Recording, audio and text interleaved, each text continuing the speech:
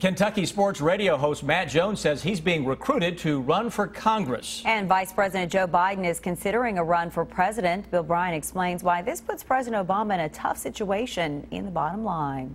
Good evening. The week is starting off with a lot of what-ifs in politics. One is on the national scene, another is closer to home. Kentucky sports radio host Matt Jones acknowledges that national Democrats are trying to recruit him to run for Congress in central Kentucky. Jones, who has eased into the political realm with a debate on his radio show as well as candidate appearances, also gained attention for his role as moderator of this year's Fancy Farm political speakings. On his show today, he talked about the prospects of running, saying he would not be afraid to lose and he wouldn't back away from issues.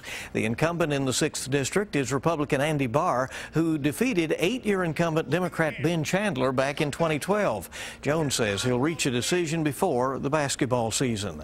On the national front, Vice President Joe Biden operating on a tighter time frame. He says he will announce whether he's running for president within a month. Biden has ramped up meetings and discussions about a possible campaign. If Biden runs, it could put President Obama in a tight spot. His former Secretary of State Hillary Clinton is the Democratic frontrunner, but she's been troubled on the campaign trail by questions about use of personal email while she was the country's top diplomat. Kentucky Republicans will hold a presidential caucus next March 5th if Rand Paul deposits $250,000 in a state GOP account by September 18th. The party's executive committee agreed to that over the weekend. It would let Paul run for re-election to his Senate seat in the May primary and potentially win the state's Republican presidential delegates in the caucus. A superintendent in the Bluegrass is pushing back against a bill that would make schools start the year no earlier than the first Monday closest to August 26th. The Richmond Register reports Madison County Superintendent Elmer Thomas says the school schedule should remain a local decision. Bill Bryant, WKYT. Starting today, smoking is not allowed in public places in one Bell County city. Back in May, Middlesboro City Council members passed a smoking ban ordinance. It prohibits smoking within 25 feet of the outside entrance to any public place. But some people there are not happy about the ban. They say the ban should have been decided by a public vote. Just to kind of get a visual of where I would have to stand if I'm to be compliant. And I would have to stand pretty much in the middle of the road in order to have my cigarette break. And I'm not going to do. The fine for the first offense is $25, and the second offense would cost $100. City council members say that when the ordinance was passed, it was a health and safety issue. Now. New developments in a Clark County murder case. Deputies will soon be going to Ohio to pick up the wife of a man accused of killing someone back in May. A UK doctor loses his medical privileges after he's accused of being verbally abusive. But a committee modifies a decision to ban him from campus, while the ban was reversed. This couple stole millions by filing false tax returns. How to avoid becoming a victim to the same scheme. That's coming up. Tracking, alerting, protecting. This is WKYT News at 5:30. Good afternoon. The wife of a man accused of murder in Clark County is now facing charges in connection with the murder. Deborah Jean Prater Kinney will soon be brought back to Kentucky. She's currently in the Warren County, Ohio jail. Her husband, Roger Kinney, is already at the Clark County jail, charged with the May murder of Daryl Weissman. Kristen Kennedy has details about the new charge. It's our top story at 5:30. Roger Kinney is already in jail here in Clark County, and soon his wife will be joining him. Deborah Jean Prater Kinney is facing a charge in connection to a May murder. Sheriff Burl Perdue says that charge will most likely be tampering with physical evidence. He says in May, Prater Kinney's husband, Roger Kinney, killed Daryl Weissman at a home off Twin Fork Lane in Clark County. No one found Weissman's body until late last month when someone mowing the property told deputies he discovered it. He was very tender-hearted. The aunt of victim Daryl Weissman talked with us earlier this month about why her family never reported Weissman missing. It was not uncommon for him to take off with a friend and not call for weeks at a time, or as long as 2 or 3 months. Daryl was always one to do his own thing, and he was always saying, "Don't worry, Deb, you know, if I need you, I'll call." Especially if he hooked up with a female I didn't care for. Family believe Weissman spent a lot of time with Prater Kinney. Monday afternoon, his aunt told WKYT she should face charges if investigators do believe she's connected to her nephew's murder. The Clark County Sheriff expects to make the 2-hour drive to Warren County, Ohio sometime this week. In Winchester, Kristen Kennedy, WKYT. Jail officials in Warren County, Ohio won't release Prater Kinney to Clark County deputies until she signs the extradition papers. She's expected to do so tomorrow in court. Mixed news for a UK surgeon tonight. Originally, a panel recommended barring Dr. Paul Kearney from practicing medicine and barring him from campus. Now, this comes after Dr. Kearney was accused of being verbally abusive towards students, staff, and patients. But today, a UK healthcare committee decided to modify that panel's recommendation. Hillary Thornton breaks down the committee's decision. Attorneys for both Dr. Paul Kearney and the university had a chance to state their case here this morning before the board ultimately decided to modify the committee's recommendations. Embattled trauma surgeon Dr. Paul Kearney says revoking his clinical privileges and essentially banning him from campus is all backlash for standing up to hospital administrators.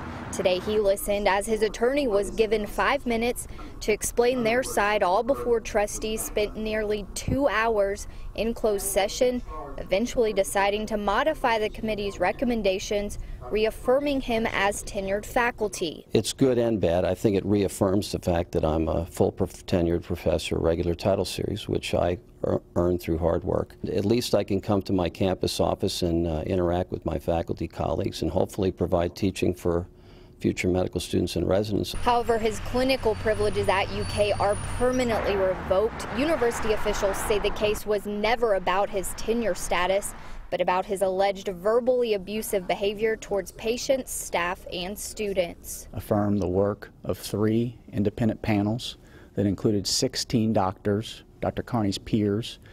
They affirmed that Dr. Kearney should no longer have his clinical privileges here. It was a strong statement about the fact that this university won't tolerate abusive behavior. And the spokesman for UK says whether or not Dr. Kearney will actually be allowed to teach again is up to the Dean of the College of Medicine to decide. In Lexington, Hillary Thornton, WKYT. UK President Dr. Eli Capilouto released a statement saying, in the end, the university has made the difficult but necessary decision to revoke a physician's clinical privileges. The conclusion has been unanimous. We will not allow our medical staff, patients, and students to be subjected to intolerant and abusive behavior. Police say a man who is no stranger to them has been arrested again. Our county-by-county coverage at 5:30 begins in Jessamine County.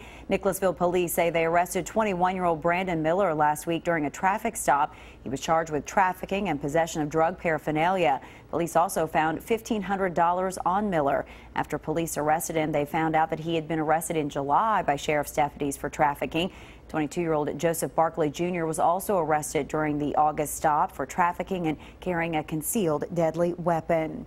In Hopkins County, a good deed leads to the arrest of a burglary suspect. Police say 42-year-old Mary Smith broke into a home in Madisonville. Officers say she was there to steal prescription medication and cigarette filters.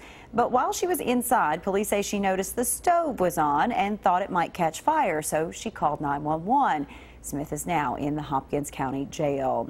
And in Boyle County, we're learning more about a plane crash earlier this month near Danville. The National Transportation Safety Board has released its preliminary findings, saying the pilot drove the plane to Stewart Powell Field and assembled it there. Inspectors say the pilot taxied it several times before deciding to take off. The pilot told the NTSB that the plane stopped climbing at 350 feet, and that's when he crashed. The pilot was not injured in the crash. The NTSB is still investigating what caused it. Some people from a Lexington apartment complex cannot stay at their home tonight after a fire this afternoon. Firefighters tell us about 1 o'clock, someone in an apartment complex on Nancy Hanks Road saw smoke and flames coming from inside an apartment wall. Several people had to be evacuated. Firefighters are trying to figure out what started the fire. Right now, they are looking into workers who were installing an HVAC system at the time of the fire. Actually, when I came home, they were actually evacuating the building. They made everyone get out. They went and got someone's dog that was in there, so they saved the dog that was in there. Firefighters tell us that people from one of the apartments can't stay at their apartment tonight due to fire and smoke damage. Lexington police are investigating after they say someone stole a wheelchair from a man's porch. We're told the victim last saw his electric wheelchair on Friday afternoon, but when he left his house on Anniston Drive on Saturday at noon, he noticed it was missing. Police say the wheelchair was not working, so the victim was not working until he could get it fixed. Don't be fooled. It is not time to flip your calendar just yet. Some more fall-like weather has moved into the bluegrass. We are tracking some unusually cool temperatures for tonight and through the week. Meteorologist Jim Caldwell's on a roll. Hey, you better believe it. And we have more of this super nice stuff that'll extend from today all the way through Friday. Gets a little warmer by next weekend, but who worries about that right now? Let's look and see what's going on outside across Kentucky. You're going to find blue skies, sunshine, and temperatures running in the 70s in most locations. We do have a few low 80s to our south and to our east, but that's the warmest you're going to find anywhere across central or eastern Kentucky. Now, we look at our hour-by-hour temperatures, and we're going to take you into the overnight early tomorrow morning and look what happens, especially into some of those low-lying areas down across southeastern Kentucky where we see mid-40s trying to show up with this model run. So it's a good possibility we see at least some upper 40s, low 50s. I think this model's a little bit warm for central Kentucky as we likely end up in the low 50s around here as well. So that's the chill you'll find in the air tonight. And what you won't find falling through the air tonight will be anything on Defender. We're not going to be tracking any showers or any thunderstorms for you. We had a few pass through this morning with the cold front, and that was it. Now it's smooth sailing for several days to come. We'll take a closer look at all of it here in just a few minutes. The Kentucky Kernel, UK's student-led campus paper, is adding more to their paper by subtracting the number of papers. The paper will go from printing 5 days a week to 2 days a week. The editor-in-chief says the change will allow for a thicker paper that will contain more in-depth stories and enhanced photography. Changes will come to the online version as well, allowing readers to get more content about campus issues. I think they'll see better content. They'll see probably more content online, and it'll be more evenly dispersed throughout the day. From now on, the Kentucky Kernel can be picked up on Mondays and Thursdays around campus. Just how easy is it to file a false tax return?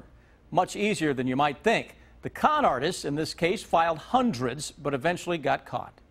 This case was cracked after an astute postal employee on his mail route noticed something suspicious. They were receiving an unusual high number of Treasury checks that were being delivered to various houses in their subdivision. Postal inspectors and the IRS began investigating and found evidence leading to Sunita Dills and Ronald Knowles. The couple used fraudulently obtained personal information, including names, dates of birth, and Social Security numbers, to file false tax returns. Tax refund checks were delivered throughout their neighborhood. They had used a variety of vacant mailboxes around their subdivision that they had easy access to, where they knew the normal residents were not home or on vacation. For 3 years, Dills and Knowles lived in a lakeside home and drove new cars, but it all came crashing down when they were arrested. Officials say they filed 1,000 false tax returns and collected more than $3 million.